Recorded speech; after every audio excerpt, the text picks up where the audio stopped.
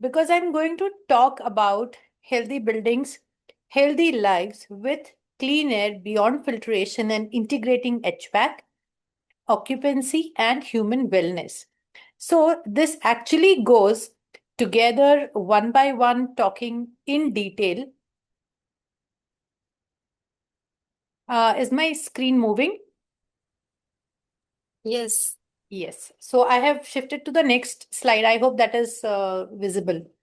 yes, it's visible. Absolutely. Just let me know in case anything goes wrong because I won't be able to see my own screen. Yeah, yeah, sure.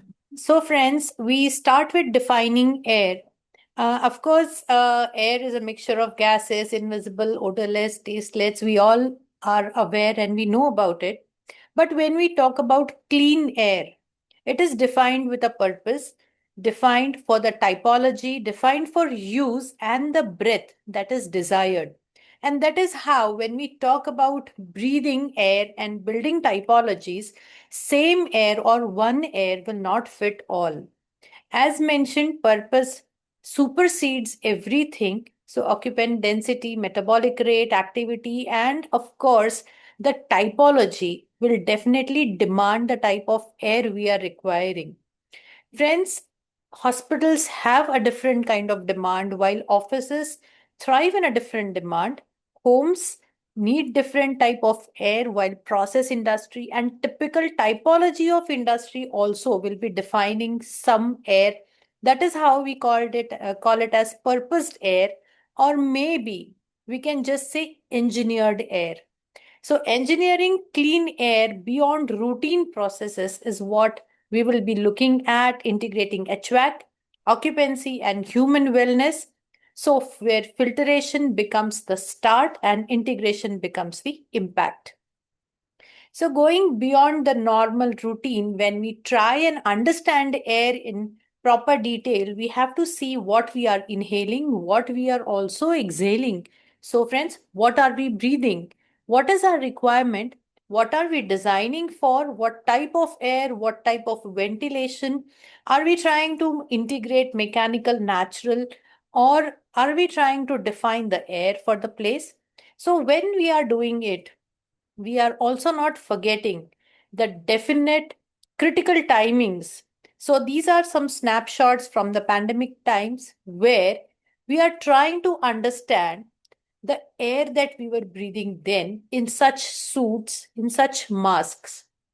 And by God's grace, this pandemic was not airborne. But if it would have been so, probably the definition of air would have changed completely. So, when we are talking and understanding the difference, there are few things that come up as fresh air, ventilation, and air change. So, we have to understand the definition of these three very, very properly. And when all three of them are together or they are actually working in cohesion, we ensure that the building is healthy and definitely efficient as well. There is a debate, my dear friends, which consultants like me always face. Is it energy efficiency first or people first? So, when we talk about energy efficiency, we try and curb the processes maximum possible without compromising with the quality. When we talk about people first, we are actually negating the part of efficiency through it and focusing more on the process and the requirements. So it is important we also look at beyond filtration options. We look at system integration. We try and go with people centric approach, data driven decisions, but definitely not forgetting the sustainable part of it.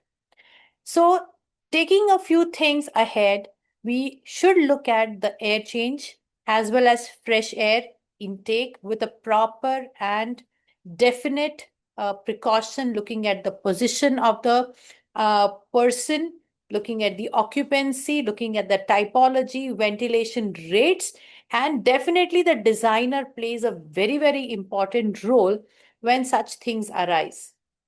And common mistakes that we often make, we confuse air change with fresh air. They are definitely not the same. We assume that high air change will guarantee good air quality. We often ignore occupancy-driven fresh air and often also ignore exhaust balance.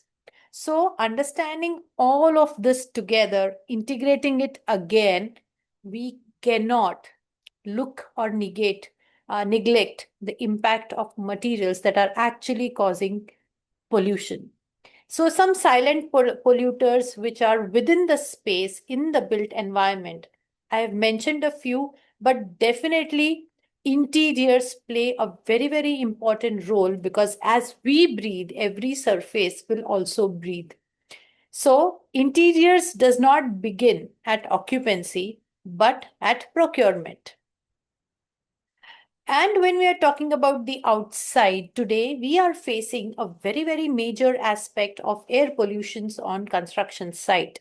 I reside in Pune and we are actually looking at the air pollution rising day by day, especially at the areas where we have new construction going on.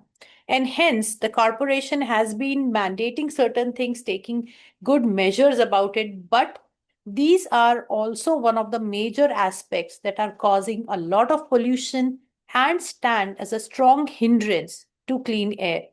So, looking at the built environment, air pollution, definitely there are many activities that we have to understand from outdoor as well as indoor air, and then the operational phase as well.